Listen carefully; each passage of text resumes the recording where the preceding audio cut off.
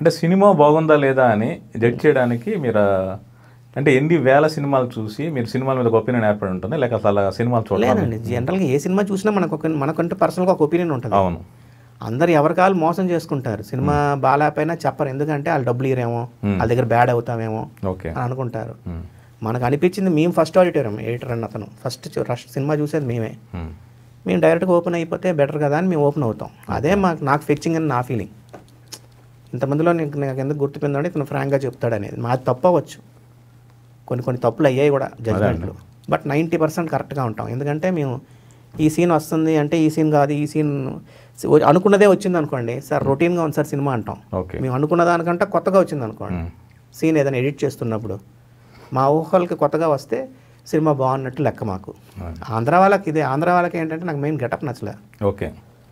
ఆయనే ఇంకొక ఎన్టీఆర్ కూడా యంగ్ బాయ్ని తీసుకెళ్ళి ఆ క్యారెక్టర్ వేయడం, అంత పెద్ద క్యారెక్టర్ చేయడం నాకు నచ్చలేదు. ఎందుకో నాకు కనెక్ట్ అవ్వలేకపోయాను. కాబట్టి ఇలా ఉంటాయండి. సూపర్ అన్నారు, సూపర్ కూడా నచ్చలేదని చెప్పాను ఆయనకి. నాగార్జున గారు అడిగారు అదేంటి అని అన్నారు. లేదు సార్ మిమ్మల్ని అందంగా చూసాం సార్, మీరు హ్యార్ గీర్ నాకు నచ్చలేదు సార్ అన్న. ప్లస్ లేదు చాలా కాస్ట్లీ సినిమా అని డైరెక్టర్ గారు చెప్పారు. ఒక్కొక్క బైక్ 3 లక్షలు పెట్టి 30 లక్షలు పెట్టి తీసాను చేజ్లను. సార్ చేజుల్లో హీరో క్లోజ్ షాట్ లైక్ హెల్మెట్లు వేసేస్తే అది డూప్ చేసినట్టు ఉంది సార్, నాకు నాగార్జున గారు చేసినట్టు ఎలా ఉంటుంది సార్ నాకు. అదే మీరు 3 లక్షలు ఒక బైక్ అంటున్నారు, మా మదర్ని అడిగితే స్కూటర్ అంటారు ఆవిడ. మీకు తెలుసు మీ బైక్ అని, కాస్ట్లీ బైక్ అని, అందరికీ తెలియదు కదా అది. ఇలాంటి డిస్కషన్లు ఉంటాయండి జనరల్గా. కాబట్టి అవి కొంతమంది పాజిటివ్గా తీసుకుంటారు, కొంతమంది ఇతనేంటి మనం కష్టపడి రాసాం, ఇతనేంటి క్రిటిసైజ్ చేయడం అని అనుకుంటారు. అవి జరుగుతూ ఉంటాయండి.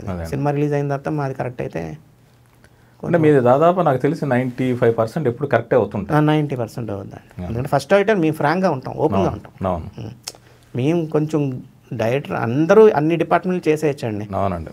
మన ఇంట్లో మేకప్ మనమే పౌడర్ వేసుకొని కొట్టుకుంటే అది మేకప్, మనం బట్టలు సెలెక్ట్ చేసుకుంటే కాస్ట్యూమ్స్. బట్ అది ప్రాపర్గా ఆ సీన్కి ఎలాగుంది, ఆ సీన్కి ఎలా కావాలని వేసుకునేదే డిపార్ట్మెంట్ స్పెషలైజేషన్. అలాగే తీసిన అతను ఎడిట్ చేసుకోగలడు, బట్ తీసిన అతన్ని కంట్రోల్ చేసేవాడే ఎడిటర్. ఏది బాగుంది ఏది బాగాలేదని మూడో మనిషి చెప్పడం అనేది ఇంపార్టెంట్ అనేది నా ఫీలింగ్.